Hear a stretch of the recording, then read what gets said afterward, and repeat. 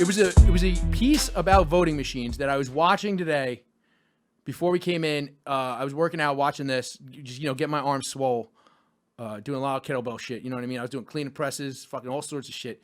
It's crazy. Did 2,000 reps without even putting the kettlebell down. I'm not lying at all. No, I'm kidding. It was like 1,000. But I'm fucking swole. Is all I'm saying. But voting machines. So this was a piece that came on, and I was like, this would be hilarious if it wasn't so depressing. Like the entirety, they were showing like wires hanging out of the machines at parts. I just gave you a couple of timestamps to get you an idea of what I was watching and like how fucking ridiculous. This is again from the PBS NewsHour on voting machines in Tennessee. Yeah, just hit play here. You have one central lockbox that has a key for a Democrat, a key for a Republican, and nobody can get to the locks that unlocks the other locks unless you go through that chain. In an August election like this, they would know. Now, did you see how he said there's a lock, and nobody could get to the lock without the other lock? And then somebody just used, I don't know, a pair of cheap pliers to open that box. I watched that. I was like, what the fuck did I just watch? That was happening yesterday in Tennessee, counting early ballots. I was just like, oh, all right. Just keep going. Just keep going. This is such a ridiculous thing to watch. But for Shelby County's Administrator of Elections, Linda Phillips, I state your name. the absentee deluge is a headache. Tennessee law prevented her from opening the envelopes until this moment, and there were all kinds of surprises. This is the first time many voters in Tennessee have ever voted a paper ballot, and they did some really weird things to them. We had a large number of ballots where they would select a candidate and then they'd write the name in again. But there was someone we couldn't figure out what they wanted. One guy voted for 14 people in a race for one. That vote didn't count. A bipartisan team. Just go to the next time. But that vote didn't count. Dude, the guy who voted for 14 people was just like, I'm just trying to have a party. Fucking Tennessee, baby. Let's get some jack.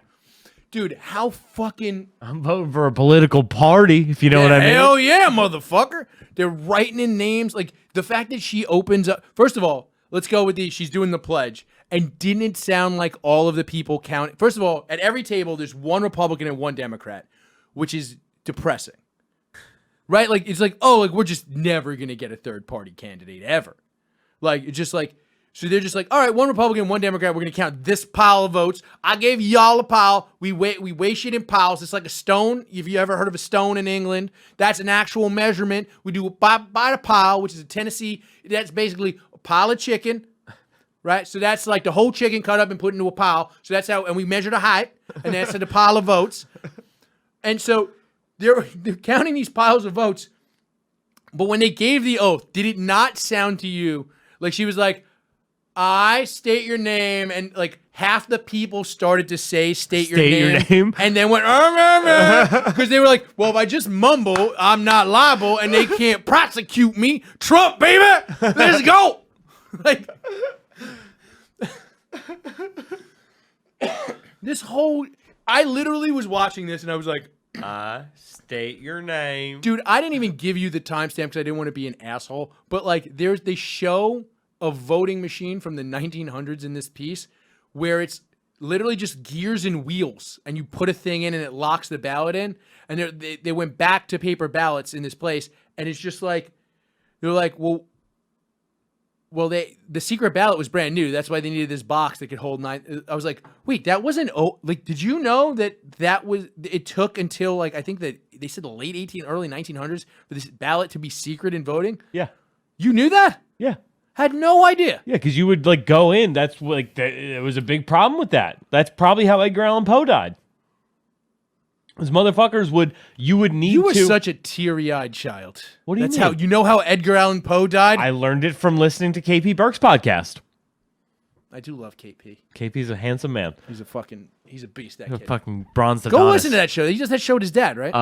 Yeah, What's the name American of that Loser. show? American Loser. Yeah. Very funny. I love those guys. Yeah, so what the way it used to work is you're like party rep essentially, like the party. You're like what you would be as a committeeman, I suppose. I am a county committeeman. We know. Nobody reached out to tell me what my job is or how to do it, or even offer me a bribe. I still haven't gotten a bribe as county committeeman, Mike. No one's even offered you like some Takis. Dude, I would definitely take some Takis for a bribe. Like, yo, I will. Yeah, it's a good thing I didn't win that election for a fucking class president in 4th grade. We all would have been doing extra tests for Takis. So you would go in and like the committeemen, like the people who were reps for the party, and they were essentially like in the 1800s thugs. You know what I mean? They were gangs. Hell yeah, son. They showed it in the movie Gangs of New Committeeman, York. what's up? Oh, I got fights like this now, like fucking Popeye and shit. Like, That's what being a committeeman entails. I got a fucking Notre Dame logo. This shit. Yeah, dog. Oh fuck. So yeah, what they would do, like they would drag people into like their voting place. Okay. You know what I mean? So that there would be like certain bands you would like the I voted sticker would be a thing where it's like, oh, this guy's voting Democrat or whatever. And like, so what would happen is they would just go in and get drunks and they would like take him in to vote, then take him out, get him a haircut, like take him back in to vote again, like take him out, like fuck it, you know, like knock him out, you know what I mean? Give him a black eye so he looks different, take him in to vote again. And they said that like that's what happened to Edgar Allan Poe. He probably got roughed up by like one of those gangs. Well, he was a goth pussy. Kind of. Edgar Allan Poe stinks.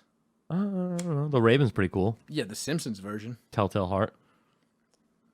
I guess. It definitely makes girls cut and then fucking suck dicks. Let's go. Look, Edgar. I read all those poems as a kid, and I remember thinking they were cool. And I feel like I would beat myself up right now.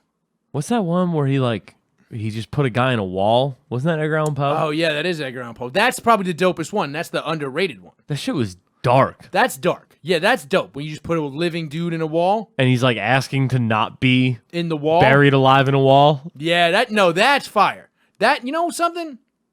I like Edgar Allan Poe. You brought me back around, Mike. You know, I thought he was kind of a goth bitch. Some of these goth dudes are kind of bitchy, but then some of them are kind of hardcore. Maybe I misjudged. I misjudged Edgar Allan Poe on his commercial work. Yeah, I really should have dug in the crates. There you go. All right, let's keep watching some more. I think I sent you another timestamp here.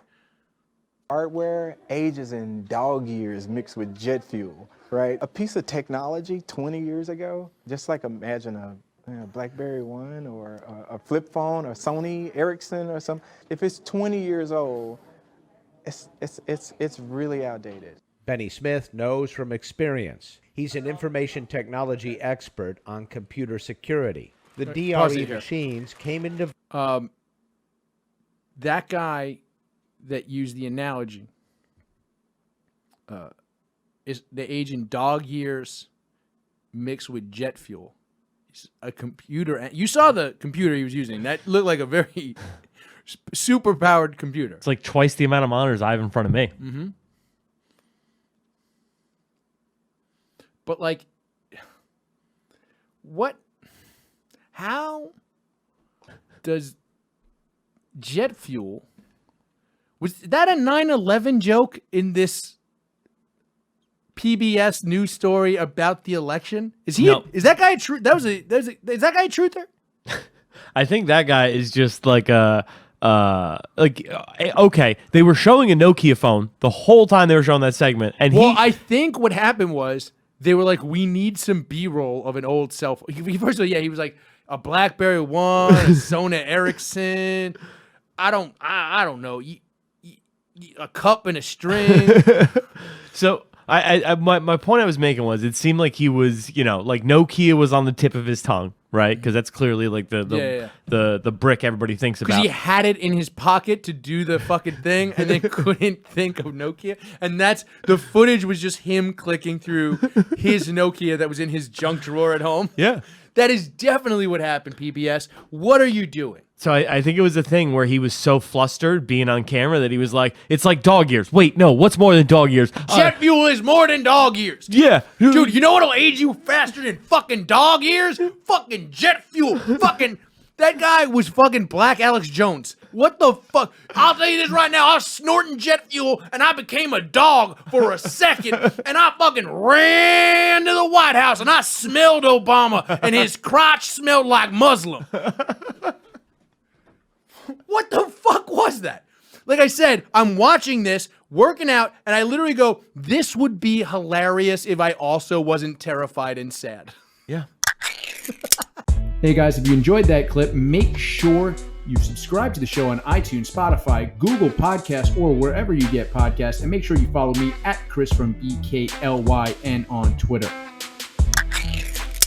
Also, of course, make sure you support our sponsor. That sponsor is Vinylgraph. With Vinylgraph, you can make custom graffiti pieces that are on vinyl stickers that adhere to your wall. They're reusable. You can take them down, use them again. Vinylgraph.com. It's VINYLGRAFF.com. Use the promo code Chris1 at checkout, and they're going to give you a sweet 10% discount. That's Vinylgraph.com. Use the promo code Chris1 for a discount.